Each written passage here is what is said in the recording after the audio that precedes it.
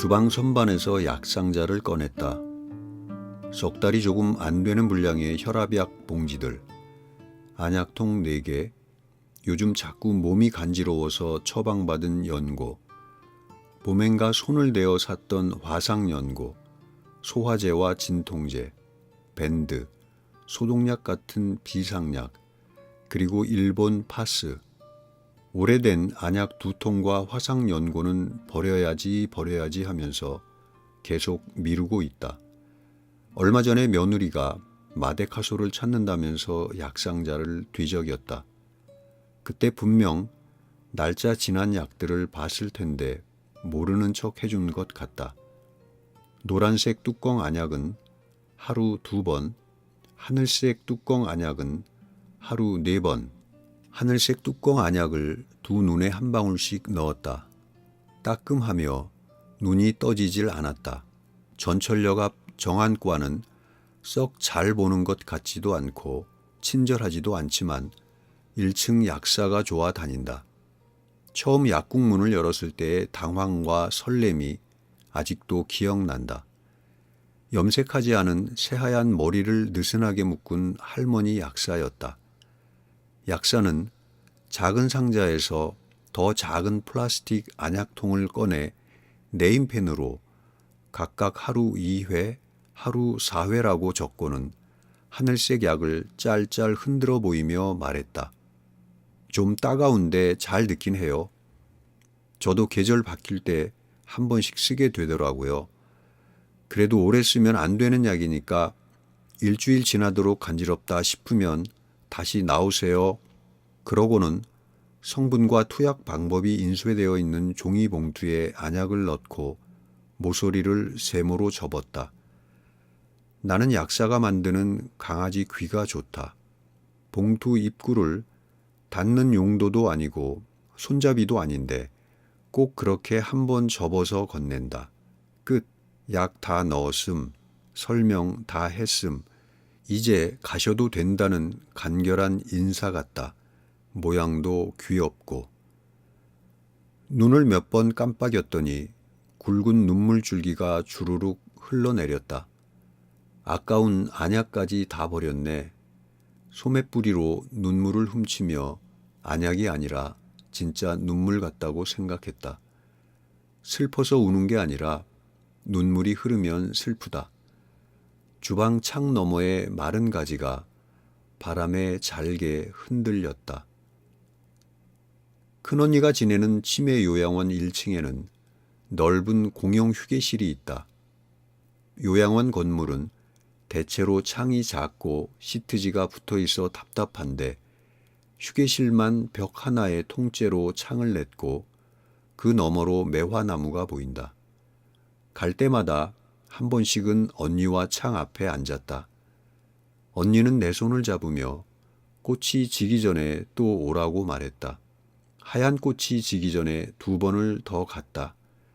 초록잎으로 뒤덮였을 때도 갔고 잎이 말라 떨어지고 있을 때도 갔다. 그런데도 언니는 매번 왜 이제야 왔느냐고 묻고 꽃이 지기 전에 또 오라고 말했다. 언니는 눈이 잘 안 보이고 이가 거의 안 남았고 잇몸도 다 무너졌고 혈관이 막혀 2군데 카테터 시술을 했다.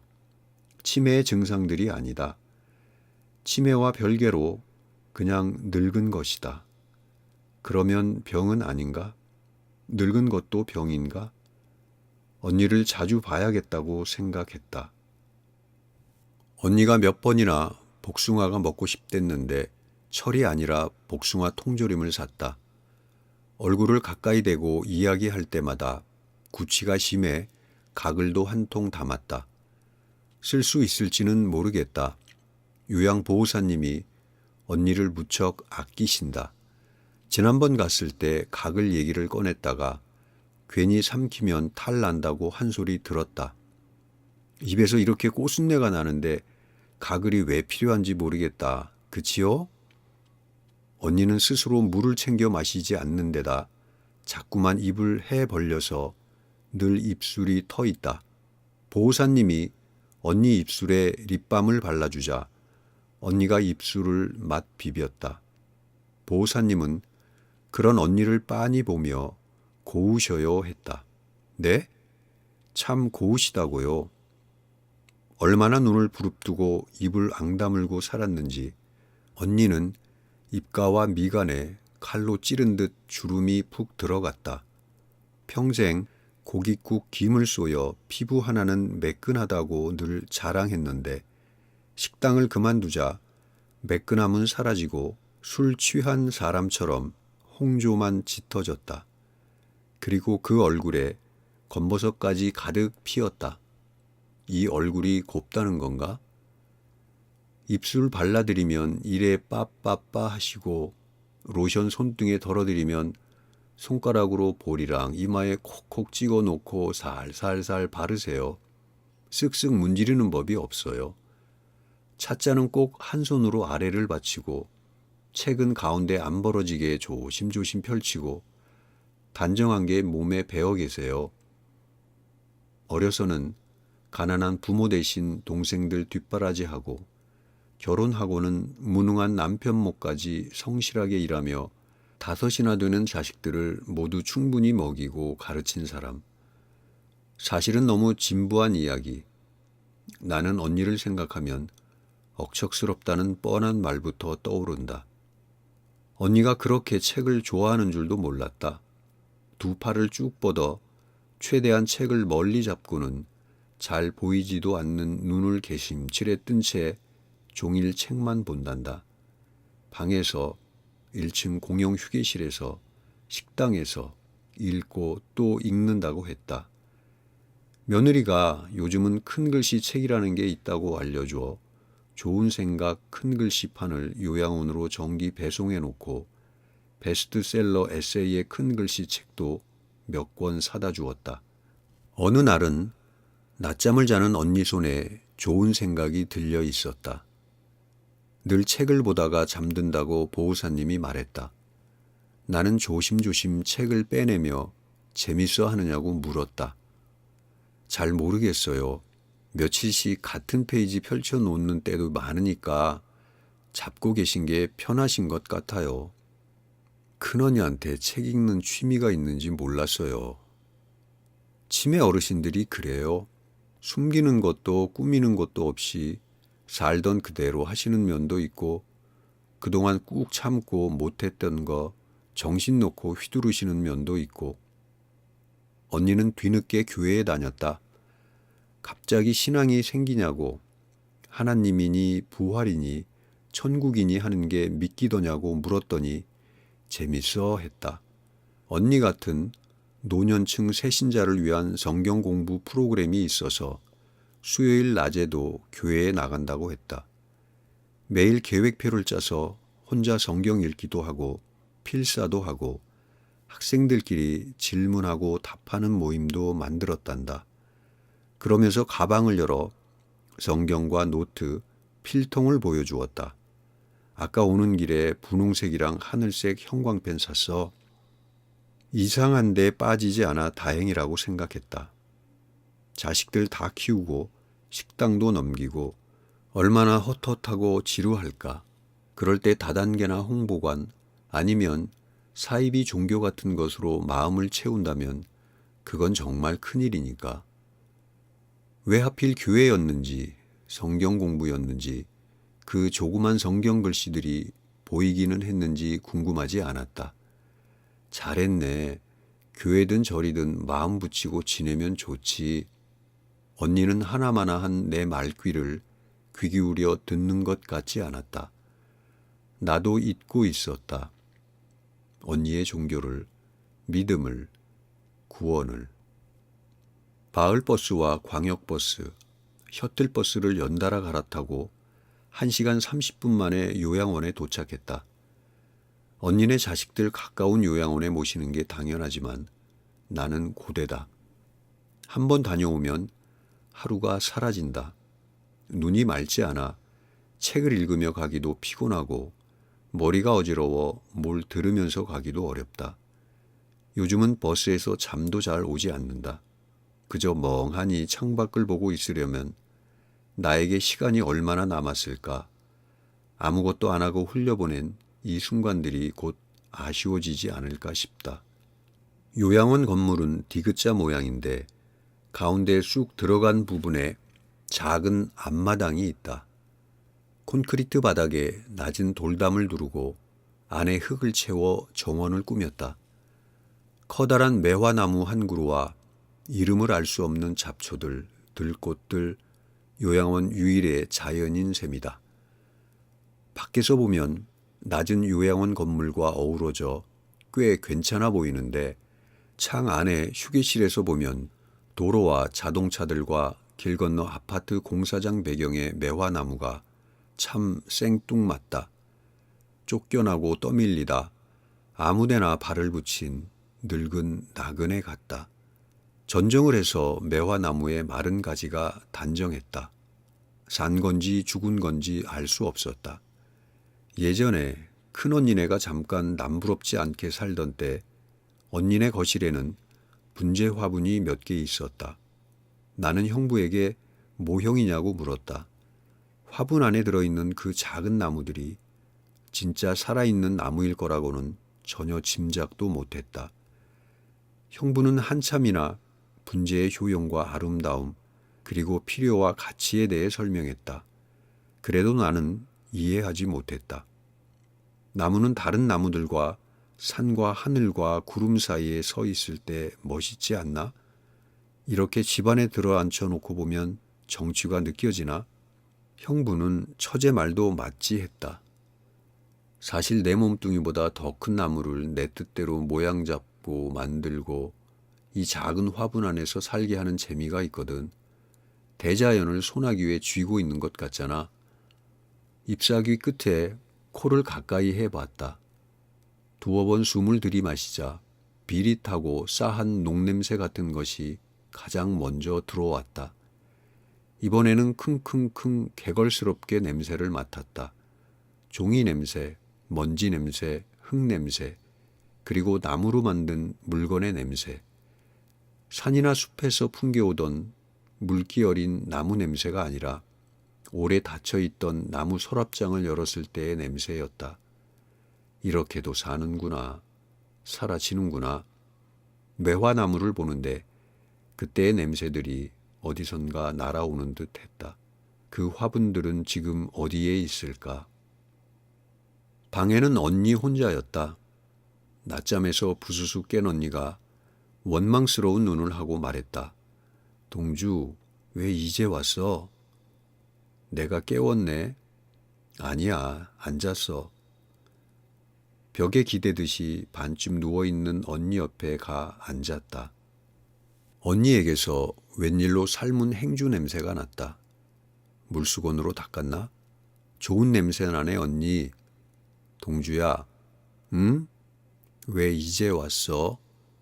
미안해, 내가 우리 손녀딸 애기 낳았다는 얘기 했나? 요즘 애기 봐주시는 분이 휴가라 나랑 며느리랑 오후에 데리고 있거든. 애는 며느리가 다 보는데 그걸 쳐다보고만 있어도 피곤해서 아무것도 못해. 나도 곧 80이잖아. 동주야, 응? 우리 딸도 애기 낳았어. 이따가 박서방이 국물 가지러 올 거야. 그래? 엄마 덕에 고기 국물을 많이 먹어서 젖도 잘 나오겠다. 아니야, 애기 보러 안 온다고 서운해 죽어. 큰언니네 설렁탕 집이 제일 잘 되던 때였을 거다. 그때 언니는 자식들 등록금 대고 결혼시킬 수 있어 앉아도 피곤한 줄 모르고 안 먹어도 배고프지 않다고 했다. 출산한 큰딸한테 고깃국을 든든하게 먹일 수 있어서 다행이라고도 했다. 정작 그 큰딸의 마음은 좋지 않았던 모양이다. 시간 참 빠르다. 그 애기가 지금 30이 넘었고 주말마다 요양원에 와서 자식들보다 더 살뜰하게 제 할머니를 챙기니 말이다. 동주야, 동주라고 불러주니까 좋다. 그럼 동주를 동주라고 부르지. 기껏 이름을 바꿨는데 이름 부르는 사람이 없더라고. 일부러 은행도 가고 동사무소도 가고 그랬지. 남편은 노인네들 병원에서 아니면 이름 불릴 일이 어디 있다고 다 늙어 개명을 하느냐고 비웃었다. 반대도 아닌 무시. 딱 한 번 말을 꺼내고 이후로 일절 이름 얘기는 입에 올리지 않고 살았다. 남편 장례가 끝나고 가장 먼저 한 일이 개명 신청이었다. 누가 알았으면 기다린 것처럼 보였을 수도 있겠다. 언니들은 이름이 예뻤다. 큰언니가 금주, 둘째 언니가 은주, 그리고 나는 말려, 김말려. 어려서는 이름이 싫어 울기도 많이 울었다. 내 또래에서는 그다지 이상할 것 없는 이름이지만 언니들과 비교가 됐다. 학교에서야 그렇다 치고 집에서라도 예쁜 이름을 따로 지어 불러달랬다가 귀하고 용한 이름 두고 벼락 맞을 소리 한다고 엄마에게 혼나기만 했다. 이름대로 남동생이 둘이나 생기긴 했지. 하지만 남동생을 선물하고 엄마의 소원을 이루어준 내 이름이 내게 준 건 뭐였을까? 철없는 작은 언니가 괜히 말려 부르며 놀리면 큰언니가 나보다 더 화를 냈다. 촌스러워 싫다는 말밖에 못하는 나 대신에 조근조근 엄마를 설득하기도 했다. 우리는 금주, 은주인데 왜 쟤는 동주가 아니고 말려예요? 그러다가 쟤 잃어버리기라도 하면 혼자 이름이 달라서 어떻게 찾아요? 남동생이 둘이나 있는데 왜 계속 말려라고 불러야 해요? 엄마, 아들 또 낳을 거예요? 지금 생각하면 우습지만 그때는 나름 논리적이었던 어린 언니의 모든 질문에 엄마는 시끄럽다로 간단히 응수했다. 큰언니는 어른들이 없을 때 낮게 동주야 하고 불러주기도 했고 어른이 되면 이름을 바꿀 수 있다고 알려주기도 했다. 그런데 나는 어른이 되고도 40년을 말려로 살았다. 환갑을 한참 넘어서야 김동주가 됐고 새 주민증이 나오자마자 큰언니에게 달려갔다. 언니는 나보다도 더 벅찬 얼굴로 눈시울이 붉어져 말했더랬다. 동주가 동주지 그럼. 동주야, 응? 은주는 수술 잘 됐대? 잘 됐지. 다행이네. 다행이었지. 둘째 언니는 쉰 무렵에 자궁암 수술을 했다. 자궁과 난소를 다 드러내고 방사선 치료를 받았다. 골반 같은 근처 장기로의 전이를 막기 위한 치료였던 것으로 알고 있다. 언니가 많이 힘들어했다. 그래도 씩씩하게 병원 잘 다니며 완치 판정을 받았고 20년 후에 폐암으로 죽었다. 평생 담배 한 갭이 물어본 적도 없고 주변에 담배 태우는 사람도 없는데 왜 폐암인지 모르겠다면서도 크게 절망하거나 억울한 얼굴은 아니었다. 암이 나랑 아주 원수를 졌나 보다고 히히 웃어서 얼결에 나도 마주 웃었다. 밤에 방에 혼자 누워있으니 내가 다 서럽고 무서웠다. 왜 웃었을까? 나는 속도 없이 왜 따라 웃었을까? 밤새 후회했다. 이미 손을 쓸 수도 없는 상태였다. 언니는 혼자 살던 낡은 주공 아파트로 돌아왔다. 큰딸이 휴직하고 아예 들어와 살며 언니를 돌봤고 가정방문 호스피스를 신청해 일주일에 2-3번 간호사가 집으로 왔다. 간호사는 언니의 몸 상태를 돌봐주고 진통제나 영양제도 놔주고 약도 받아다 주었다. 언니와 조카의 얘기를 들어주고 조언과 위로를 해주었다. 임종을 준비하라고 알려준 것도 호스피스 간호사였다. 덕분에 자식들이 모두 언니의 마지막을 지킬 수 있었다. 나도 언니네 자주 놀러 갔다. 주로 옛날 얘기를 했다. 생각나? 그때 내가 언니에게 가장 많이 했던 말은 생각나 였다. 생각나 그 집? 생각나 그 일? 생각나 그 말? 얘기하며 우리는 많이 웃었다. 언니들과 내가 모두 어렸을 때 우리는 밤마다 같은 이불을 덮고 누워 종알종알 얘기를 나누었다. 그러면 엄마는 얼른 자라며 매일 우리를 혼냈지. 한 번은 옥수수를 사갔다. 언니가 잠시 기운을 차렸을 때라 거실에 신문지를 펼치고 마주 앉아 천천히 옥수수 껍질을 벗기고 수염을 뜯어냈다. 언니는 방사선 치료받을 때 얘기를 또 꺼냈다. 나는 그게 그렇게 힘들더라. 힘들지, 힘들겠지. 뜨겁고 그런 게 아니라는데 나는 어째 불이 붙은 것 같더라. 활활 타는 것 같아서. 그런 기분일 수 있지. 엄청 울고 소리 지르고 그랬어. 언니는 부르르 몸소리를 치고는 덧붙였다. 그래도 덕분에 내가 입대껏 살아서 늙은 너랑 이렇게 옥수수도 깐다. 이렇게 되고 보니까 뭐라도 할 수 있을 때가 좋았던 것 같기도 하고 그때는 사는데 악착 같았거든. 나만 늙었나? 언니는 더 늙었어. 우리가 나란히 낮잠을 자는 동안 조카가 옥수수를 삶았다. 잠결에 달큰하고 고소한 옥수수 냄새가 느껴졌다. 냄새는 꿈속으로 들어와 오랜 기억들을 꿈으로 불러왔다. 마당이 넓던 그 집, 좁은 툇마루, 서랍장 위에 개켜 올려놓은 얇은 이불, 이불에서 나던 첫냄새, 풀냄새, 여름 냄새, 엄마 겨드랑이 앞내, 밤내, 탄내, 흙내, 엄마의 뒷모습, 동생들의 뒷모습, 언니들의 뒷모습. 해가 진다. 나는 서러워 마루 밑으로 숨어들어가 엉엉 울었다. 잠을 자던 누렁이가 다가와 눈물을 핥아주었다. 이모! 조카였다. 놀란 얼굴로 내 눈물을 닦아내고 있었다. 무슨 꿈을 꾸는데 진짜로 울어요? 개꿈? 이모도 참. 언니와 나는 어릴 때처럼 옥수수 알갱이 길게 떼기 내기를 했다. 내가 무려 12개를 떼고 좋아하고 있을 때 언니가 13개를 붙여 떼냈다. 아무리 엄지를 곱게 쭉 뻗어도 12개를 넘기지 못했고 나는 결국 패배를 선언했다. 언니는 13개 옥수수 알갱이를 한 입에 쏙 집어넣으며 또 히히 웃었다. 적당히 식은 옥수수는 적당히 단단해서 쉽게 으깨지지 않았다. 한 알 한 알이 입안에서 굴러다니다가 어금니 사이로 들어와 꾹 씹히면 얇은 껍질이 툭 터지고 그제야 과육이 밀려 나왔다. 은은하게 달았다. 아무것도 걸지 않은 내기, 어린애 같던 웃음, 쫀쫀한 찰옥수수가 둘째 언니와의 마지막 기억이다.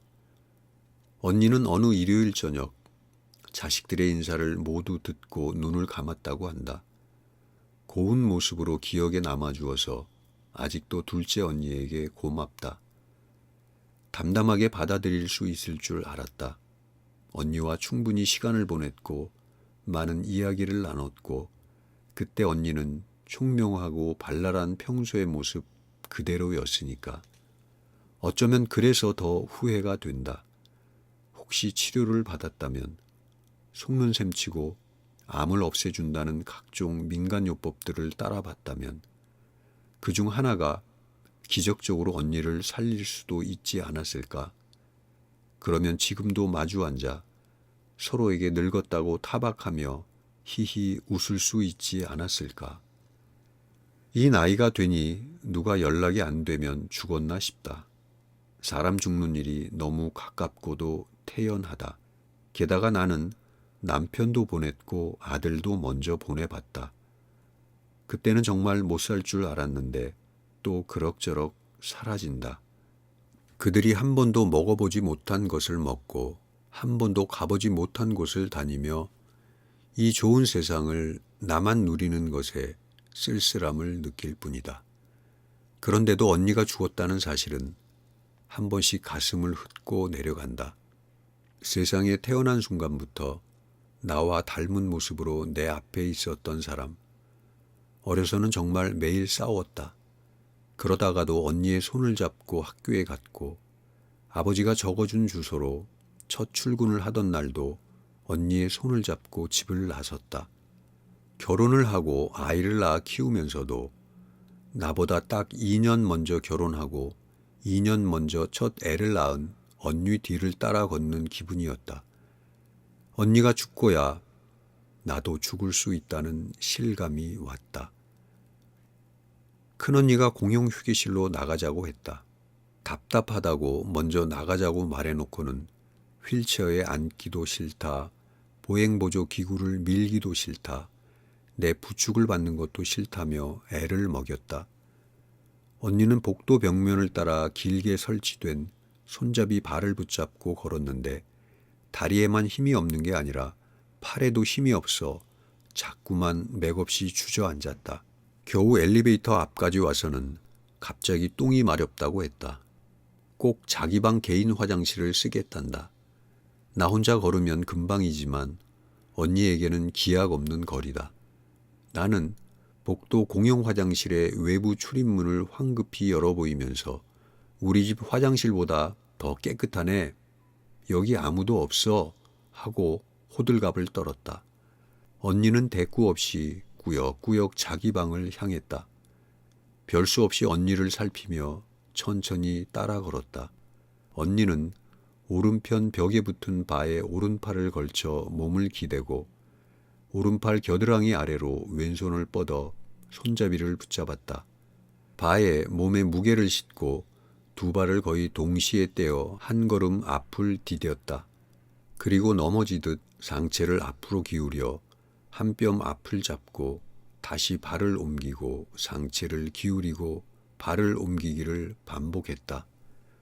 옷이 흘러내렸는지 한쪽만 축혀 올렸는지 풍덩한 원복의 양쪽 바짓단 길이가 달랐다. 오른쪽 바짓단 끝이 자꾸만 밟혔다. 20분쯤 걸은 기분이었지만 방에 들어와 시계를 보니 8분 걸렸다. 똥이 나오지 않는다고 했다. 언니는 변기에 한참 앉아 있다가 그냥 일어섰다. 그 와중에도 비누를 묻혀 거품으로 손가락 사이사이와 손끝과 손톱 아래까지 꼼꼼하게 씻고 완벽하게 헹구어냈다. 이렇게 깔끔하게 챙기는데 왜 언니 몸에도 방에도 시큼한 누린내가 배었을까? 나는 한 것도 없이 진이 빠져 요 위에 두러 누워버렸다. 언니가 곁에 와 앉아 내 볼을 쓰다듬으며 말했다. 답답하지? 우리 밖에 나갈까? 그냥 그러자고만 대답했다. 이번에는 언니가 순순히 휠체어에 탔다. 휠체어를 밀며 복도를 걷는 내내 언니의 뒤통수를 내려다보았다. 납작하게 눌린 뒷머리는 숱이 거의 없고 어깨는 사선으로 완전히 기울었다. 머리도 작아지고 키도 작아졌다. 몸이 전체적으로 앞으로 굽어서 커다랗고 마른 공벌레처럼 보였다. 언니 왜 이렇게 변했어? 혼잣말이 나왔다. 못 들었는지 언니는 대답이 없었다. 치매 전에는 몸이 이렇게까지 엉망은 아니었다. 사람의 몸과 정신을 분리할 수 있을까? 서로 상관없이 작동할 수 있을까? 사람에게 정신이, 영혼이 있기는 있을까? 동주야, 응? 너무 빨라. 어지러워. 일단 걸음을 멈추었다. 그러곤 멈춰선 바퀴를 다시 굴리려니 힘에 붙였다. 두 손으로 손잡이를 꽉 잡고 팔이 아니라 몸을 기울여 밀며 천천히 걸었다. 휴게실에 도착할 즈음에야 속도가 붙었다. 매화나무가 잘 보이는 창 앞에 휠체어를 세워놓고 의자 하나를 끌어다가 언니 옆에 앉았다. 꽃도 잎도 없는 나무를 언니는 홀린 듯 들여다보고 있었다. 나는 팔을 뻗어 언니 손을 잡았다. 손끝을 더듬어 보니 이미 짧고 부드럽게 손톱이 다듬어져 있었다. 갈수록 손톱 깎는 게 어렵다. 자꾸 두꺼워지고 건조해져서 손톱 깎기 안으로 잘 들어가지도 않고 어찌어찌 겨우 우겨놓고 누르면 깎이는 게 아니라 바스라져 버렸다. 날카롭게 부러지고 깨진 손톱들.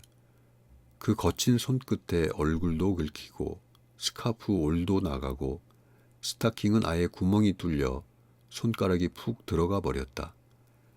그런데 누가 이렇게 곱게 언니의 손톱을 다듬어 주었을까? 할머니!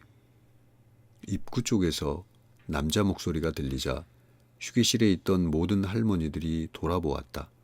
물론 손녀밖에 없는 나도.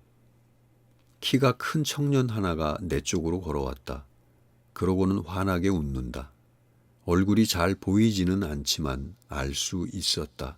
분명 나를 보고 웃었다. 아이고야, 나 노막 났나 봐. 이모 할머니 언제 오셨어요? 말이 입술에 걸려 입 밖으로 나오지 않았다. 저 승훈이요. 설마 저 까먹으신 거 아니죠?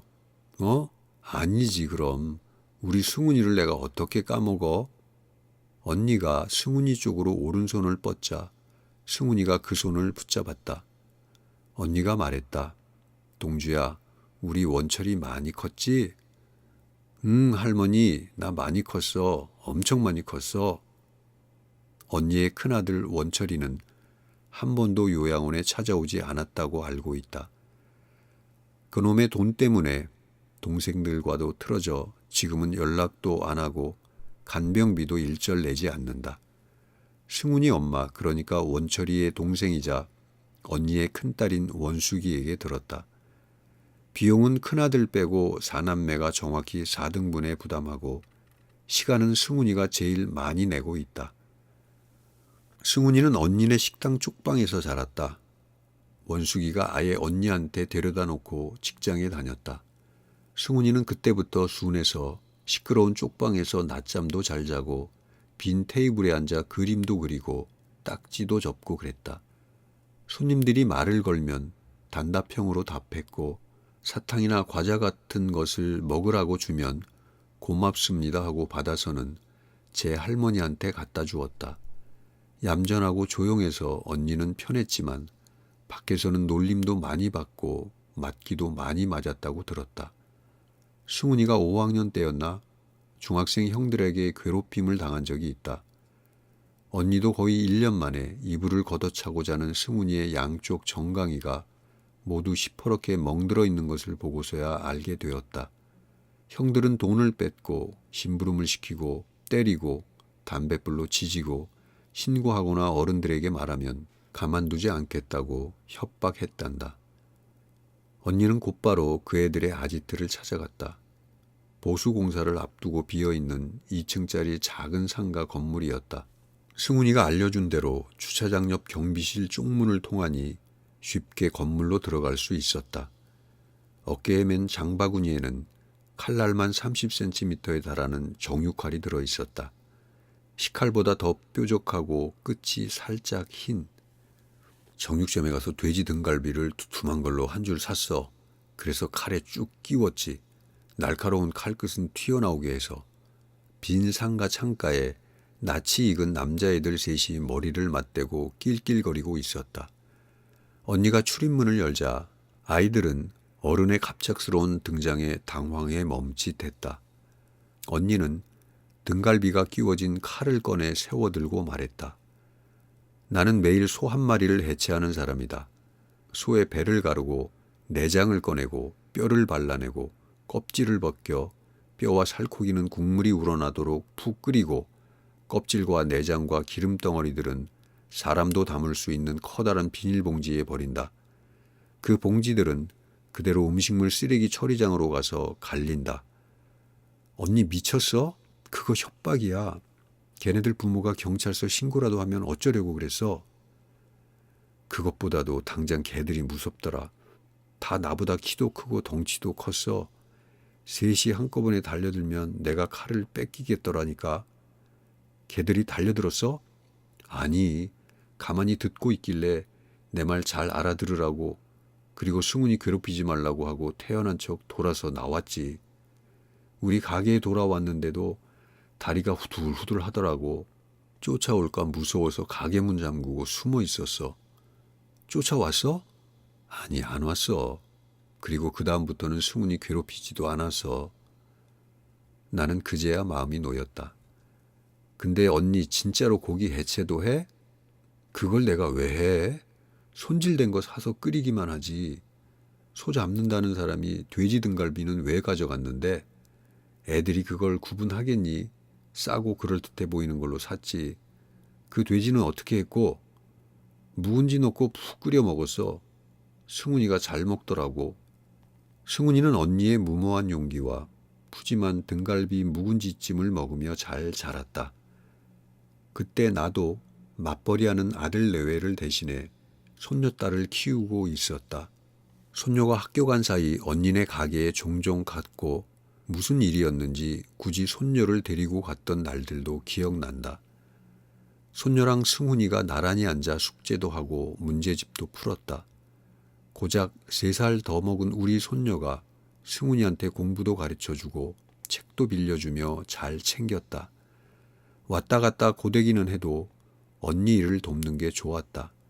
손님이 몰아친 후에 짧은 휴식 시간이면 언니와 나는 홀에 앉아 냉커피를 마셨다.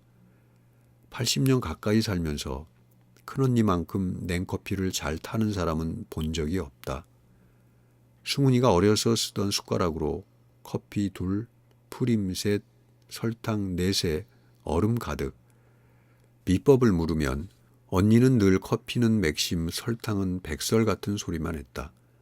그러다 어느 날 얼음을 오독오독 씹으며 말했다.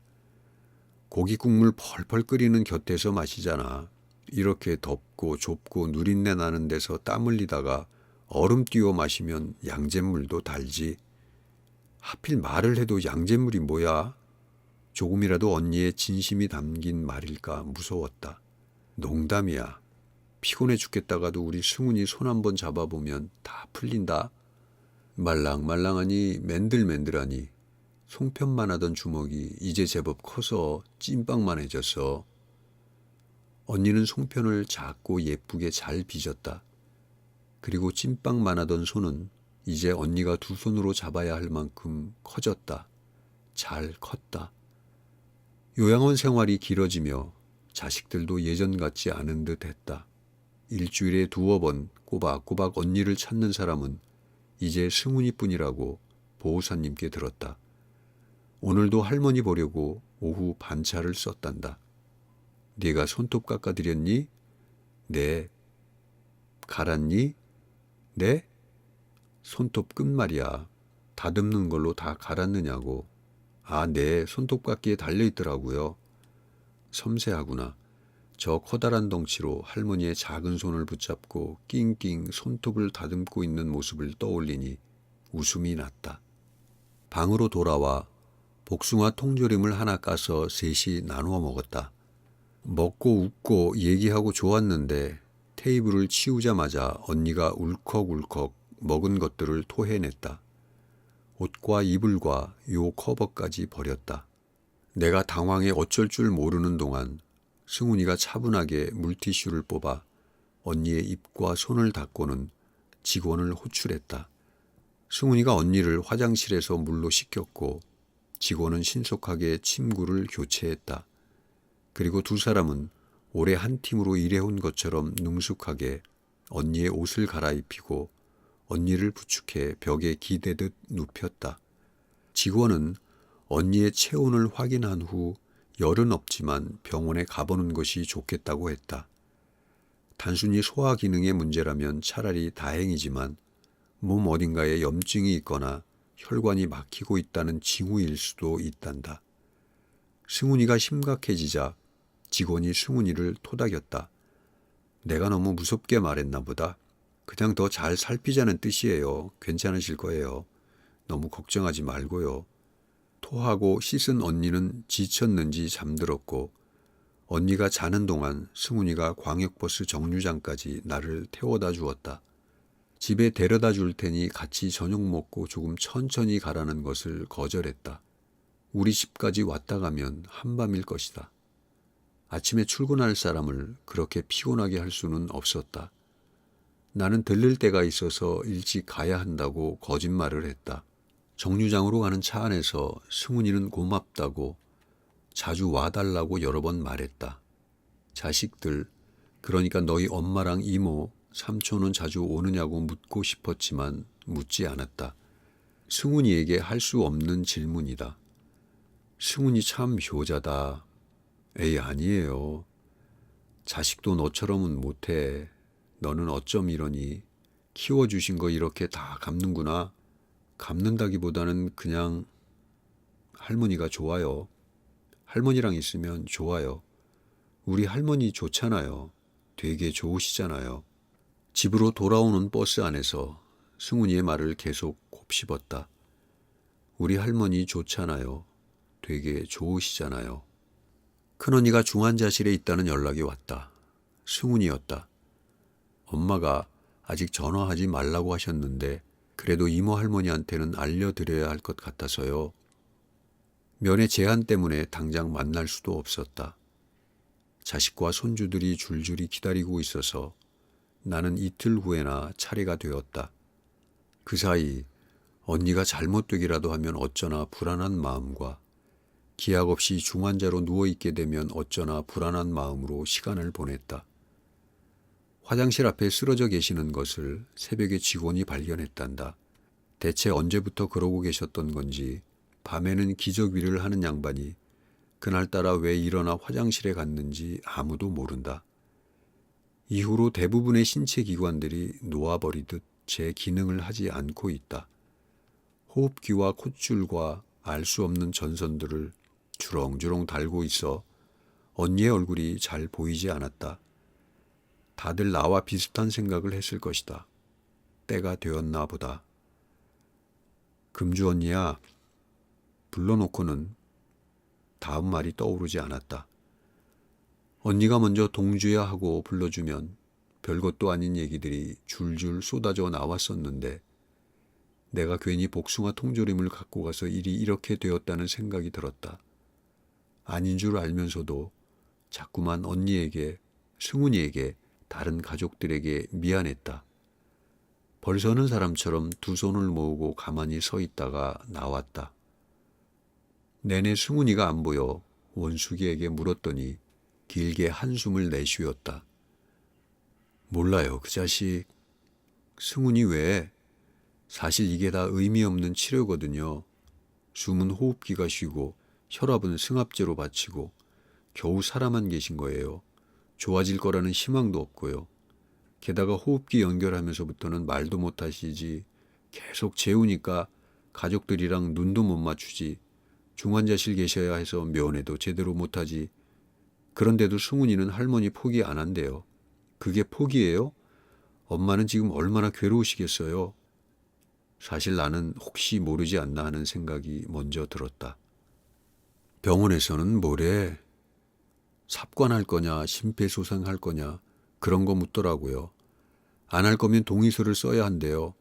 자식들은 다 편히 보내드리는 걸로 결정했는데 승훈이가 난리를 쳐서 이렇게 돼버렸어요. 내가 할 수 있는 말도 도울 수 있는 일도 없었다. 가만히 두 손으로 원숙이의 손을 감싸자 원숙이가 고개를 숙이고 훌쩍거리기 시작했다. 이상한 생각이지만 불쑥 언니가 부러웠다. 승훈이는 수납창구 앞 대기 의자에 앉아 있었다. 외래 진료 시간이 지나 한산한 대기실 한가운데 누가 갖다 놓은 것처럼 덩그러니 모르는 척 갈까 말이라도 붙여볼까 망설이고 있을 때 승훈이가 나를 보고는 할머니 하며 달려왔다. 가세요? 집까지 모셔다 드릴게요. 괜찮아. 매번 왜 그렇게 못 믿어해? 할머니가 길을 못 찾을 것 같아? 아니요. 저 운전하면서 얘기하는 거 좋아하거든요. 젊은 사람이 나 같은 노인네랑 얘기하는 게 뭐가 재밌다고? 재밌던데 할머니랑 얘기하는 거 재밌어요. 승훈이가 어깨를 감싸자 큰아들 생각이 났다. 아들이 고등학생 때였나 길을 걷다 이렇게 내 어깨에 팔을 둘렀는데 그게 참 든든하고 좋았다. 그 순간 남편에게 서운했던, 두려웠던, 분노했던 모든 일들이 다 아무것도 아닌 게 되었다. 아버지의 그늘도 남편의 굴레도 참 지긋지긋해 해놓고 그래서 도망친 게 아들의 어깨였다니. 승훈이가 이쁘고 기특한 내 마음도 왠지 얄팍하게 느껴졌다.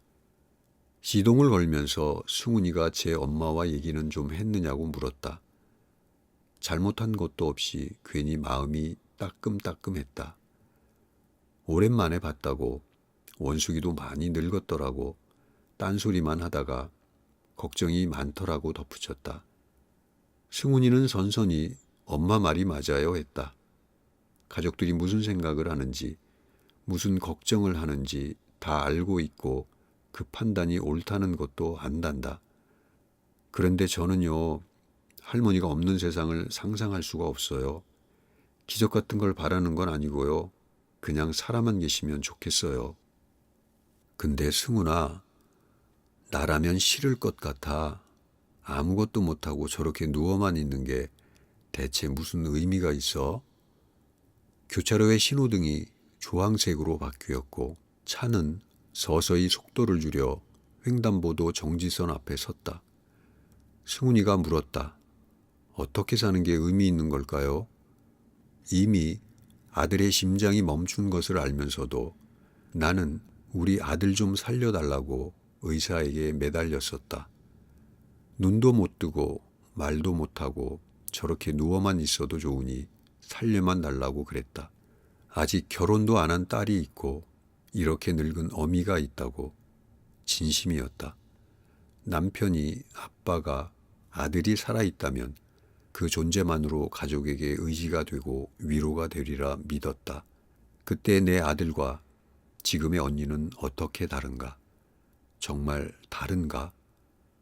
그럼 나는 아무런 생산적인 일을 하지 않고 하루하루 죽는 날을 향해 걸어만 가고 있는 지금의 나는 의미가 있나?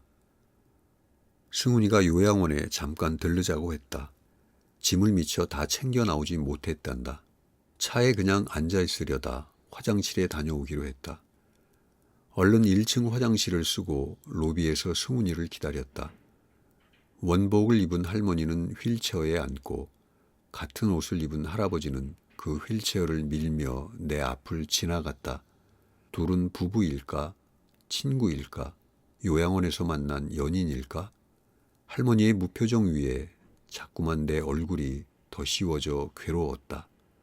내 휠체어를 밀고 가는 며느리와 손녀의 지친 얼굴이 떠올랐다.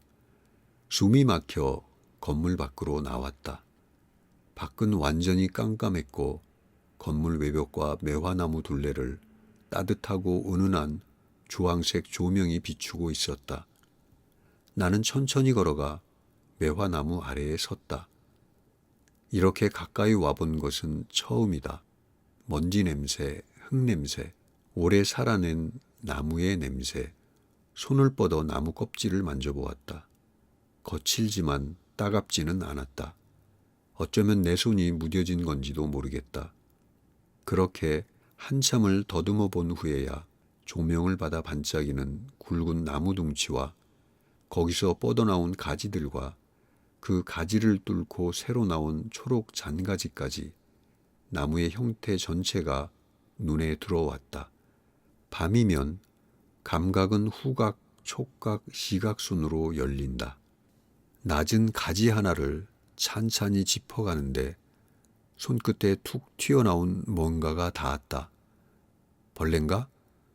마음은 소스라쳤고 손은 그 자리 그대로 얼어붙었다. 손가락 끝을 동글동글 움직여 봤다.